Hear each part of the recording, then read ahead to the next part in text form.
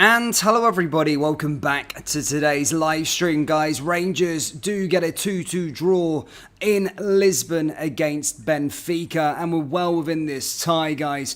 As always, we are live, so do let me know your thoughts down there in the live chat, your instant reaction, and we're going to go through this game and discuss what the result means for Rangers so far. So, of course, look, Rangers, I think, played very, very well. And part of me, listen, I thought we played really, really well, and to get a 2-2 draw, it's always that cliche saying, before the game started, you would have took a 2-2 draw, you would have bit the hand off and maybe set it up at Ibrox, because we know what happens at Ibrox in these European games. But if you watch the game, you probably look at it and go, actually, we probably should have, we probably could have snatched a win. We could have took a 2-1 win if it wasn't for the Connor Goldson own goal. And if I'm going to be talking about their attacking impetus, I really didn't feel Benfica had much, despite them having majority of the possession. Now, going into this game, of course, they were the side that were under pressure. They were the side that in the Portuguese media, look, the biggest team within Portugal, they had so much pressure on them. Of course, losing 5-0, it's like Rangers getting pumped 5-0 by Celtic. We're always under pressure if we were to have done that going into the next game, whether that be in the Europa League. And to be fair, they were favourites. As Philippe Clement pointed out, they've had double the budget. So there was a lot of pressure on Benfica going into this one, let's be perfectly honest. And they could have went one of two ways. They could have been a side that are feeling sorry for themselves, or they could have been a side, as I stated, want to put in a performance to put the wrongs right and really go at Rangers and really make it a problematic tie. However, from start to finish, I think we were pretty good in terms of we were defensively organised. Players were all putting a shift in, and we took the lead pretty early on through Tom Lawrence. And I think Tom Lawrence has been a fantastic player for us so far this season. Really, really good.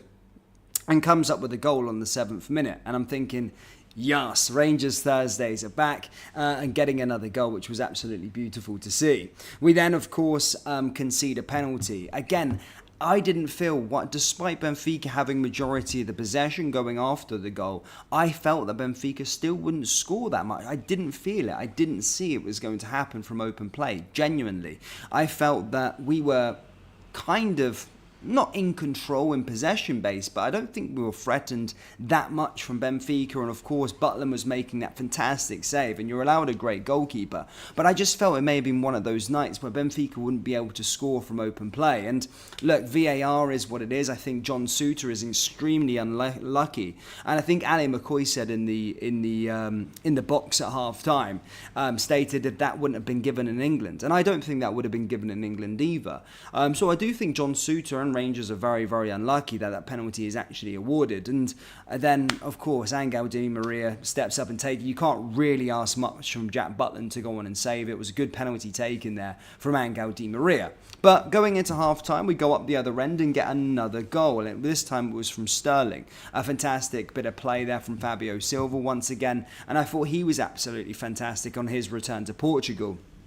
But Sterling getting his first ever senior goal, which I thought was absolutely phenomenal to watch as well, and phenomenal to see from him, because he's a player that's been Sorry, 2 seconds. I've got some weird dodgy lorry going past the gaff.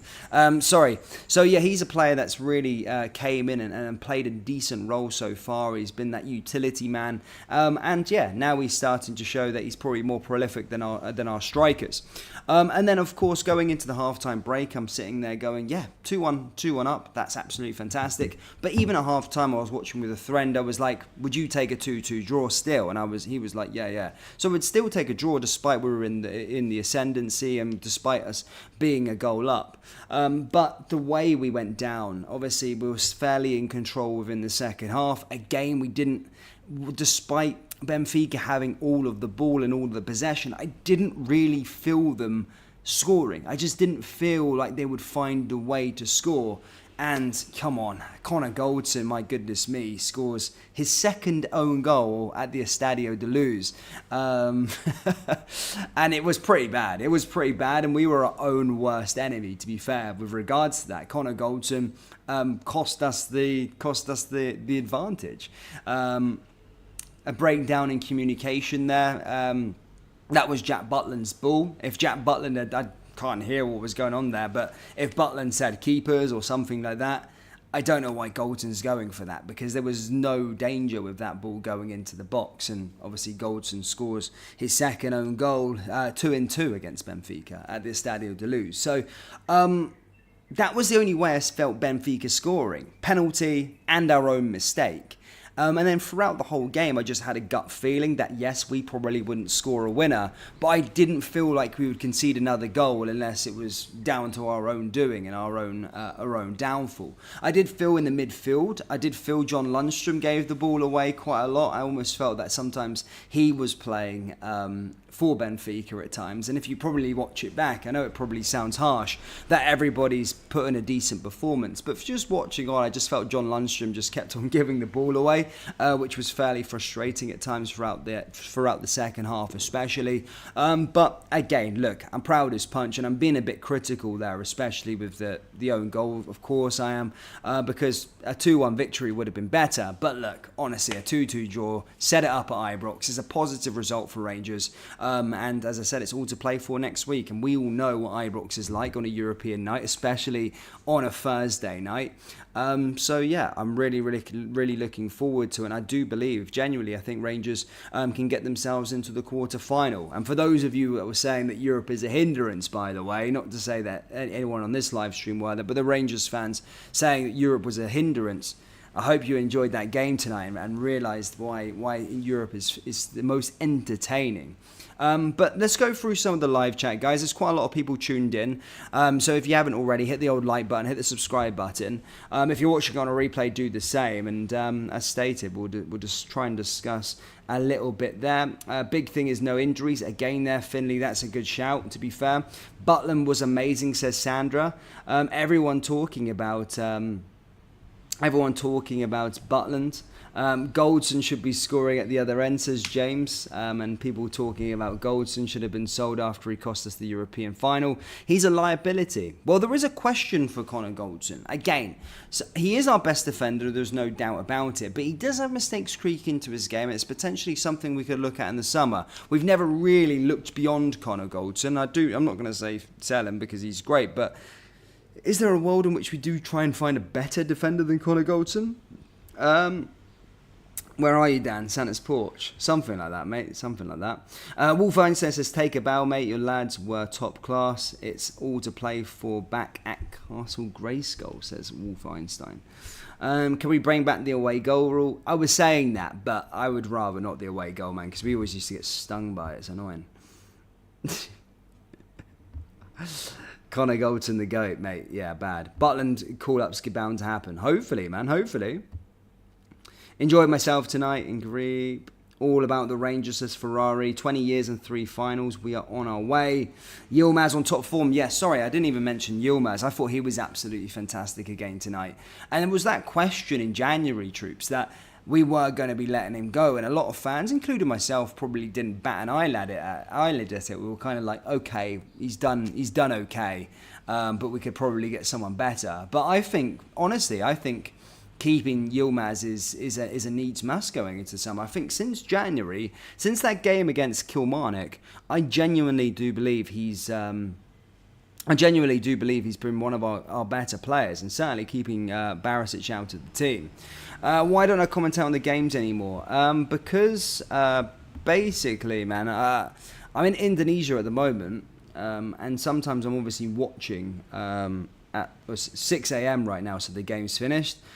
So sometimes I've got no TV, I've got a dodgy IPTV, and I've got it on my phone, and sometimes it just buffers, and I just can't be arsed with the stuff and the stream going down and stuff like that. And sometimes, you know, I can't be disrespectful to the person I'm living with and getting up at 4 and you know, keeping her up all night and in the other room. So I don't know, I probably will start doing them very, very soon, but that's the reason why I don't do it at the moment.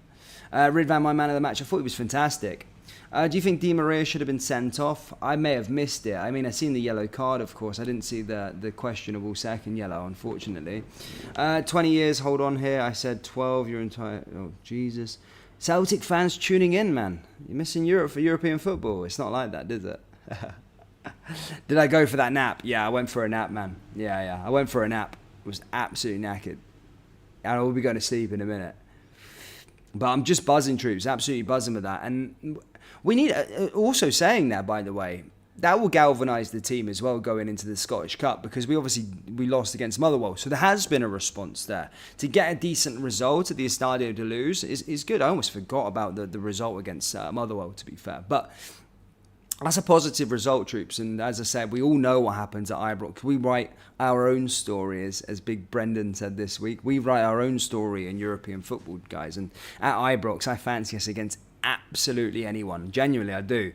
It might sound a bit deluded, but at Ibrox, one game, one chance. I fancy ourselves against anyone, especially on the European front. So hopefully we'll be going out there and trying to get the job done and trying to win that match for sure. But I feel like we have a great chance to get to the quarter-final. Quarter-final, troops. We get to the quarter-final. My goodness me. Luck of the draw. We could be back on our way again, you know?